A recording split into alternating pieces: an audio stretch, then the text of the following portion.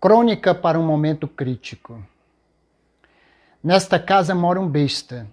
Seria a placa que o pai de uma colega minha pretendia colocar no oitão à vista de todos. Homem de bom coração, condoía-se com a situação de vizinhos ou de sejam lá quem fossem. Mas quantas vezes não foram enganado por espertalhões essa gente que vive de arrancar dos outros? Disse-lhe a essa colega que também sou filho de um homem assim, seu Raimundinho.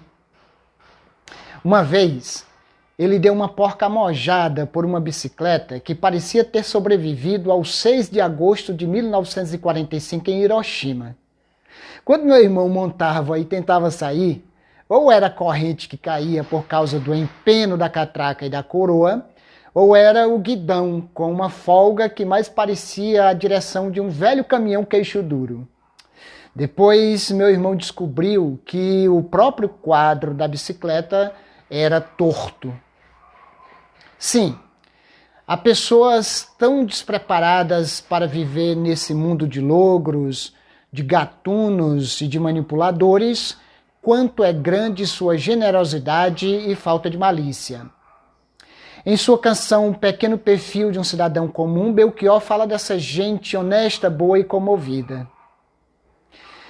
Inspirado nesses casos e no belo filme La Odisseia de los Giles, estrelado por Ricardo Darín, chamei essas pessoas de tontos.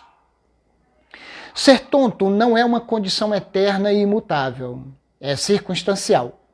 Não é ruim em essência, pois, como adverte o próprio Ricardo Darín no filme, se no dicionário um gile ou um tonto é uma pessoa lerda, sem esperteza ou astúcia, na sociedade em que vivemos, o qualificativo é atribuído também ao trabalhador honesto, que cumpre as regras e procura servir ao próximo. Esses casos me levaram a pensar nas pessoas de boa fé achacadas por pastores, bispos, padres e corporações religiosas.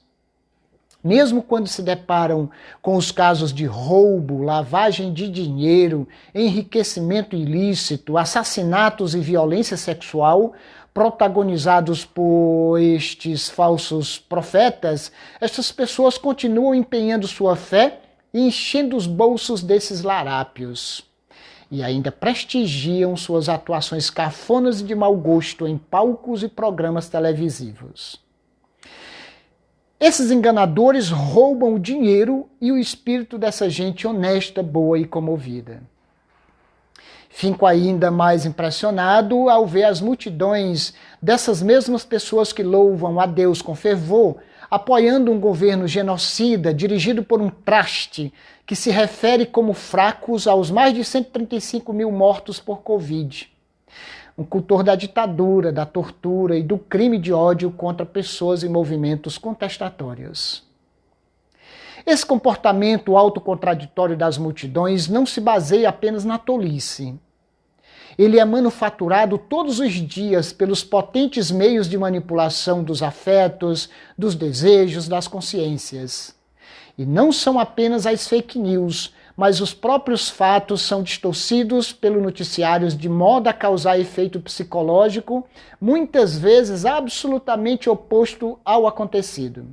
De modo que a expressão baseado em fatos reais parece ter assumido hoje o que dizíamos na minha época de universidade. É um cigarro de maconha enrolado em papel de jornal. Conheço de ofício a lei sociológica segundo a qual os indivíduos fazem a história, mas a fazem em circunstâncias determinadas. E tais circunstâncias jogam papel decisivo no desenrolar dos fatos, sem anular as possibilidades de escolhas das pessoas.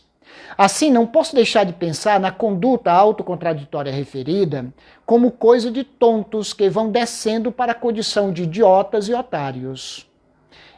Em sociologia, chama-se também de alienados.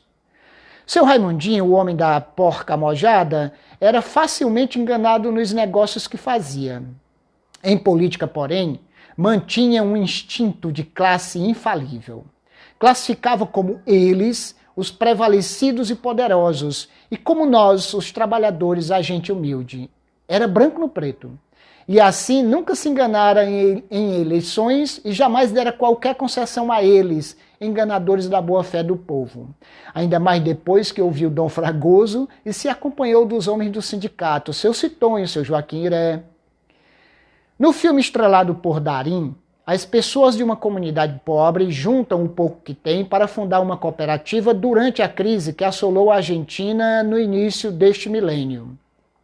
Depositam o apurado num banco que os engana em conluio com um advogado da alta sociedade. Ocorre que os Giles, os ditos tontos, elaboram um plano infalível para tomar seu dinheiro de volta e montar a processadora de grãos. Nem eles mesmos sabiam que eram capazes de tão ousada operação, tampouco os demais suspeitariam da reação que eles orquestraram. Afinal, eram Giles, eram tontos.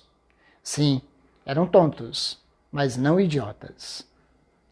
Agora, as redes sociais se enchem de mensagens de candidatos nesse 2020, um ano ímpar entre os pares.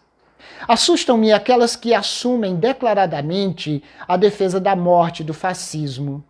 A maioria, porém, enroxa-se de um simbolismo piegas que apela ao amor, aos afetos, à família, ao lazer, a esses desejos íntimos que nos constituem.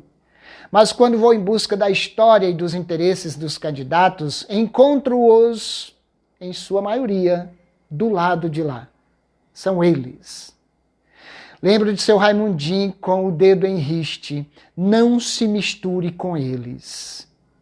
Perdoe-me o binarismo, expressãozinha vagabunda que, em nome da complexidade do real, desqualifica as posições firmes e bem definidas.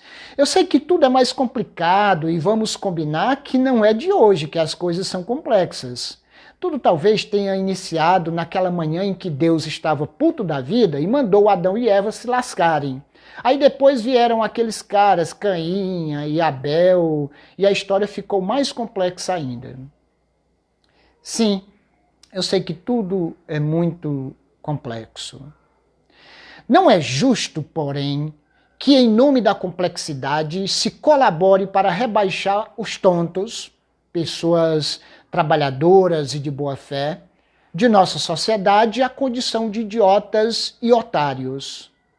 Foi o próprio chicagano Paulo Guedes quem disse que somos uma nação de 200 milhões de trouxas sendo explorados por 6 bancos, os quais ele mesmo se encarrega de favorecer, sangrando a renda da nação. Sacou? Pois bem, nestas eleições, neste ano ímpar entre os pares, deveríamos ser mais binários, porque eles estão no governo, nas escolas, nas igrejas, nas ruas, em nomes dos bancos, dos mineradores, dos criadores de bois, como disse o Elir de França, do ódio e da tortura. E nós? Quem somos e a quem servimos? O que queremos para nós, para nossa juventude, para nossa cidade, para nosso país?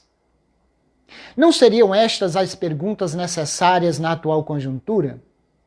Não seria o momento de fazer como os Giles, os tontos do filme com Ricardo Darim? Ir lá e tomar de volta o que larápios, bancos, profetas, corporações e políticos nos roubaram? Eu sei também que isto não cabe no programa dos candidatos, nem nos da esquerda. E talvez seja exatamente aí onde está o problema. Faz falta o binarismo.